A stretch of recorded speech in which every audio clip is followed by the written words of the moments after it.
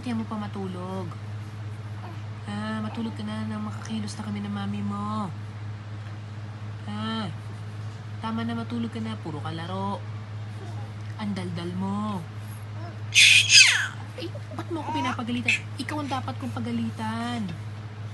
Ba't ako pinapagalitan mo? Matulog ka na. Matulog ka na, tabatsing. Kanina ka pa eh. Matulog ka na. Matulog ka na. Ang landi mo. Matulog ka na. Matulog ka na.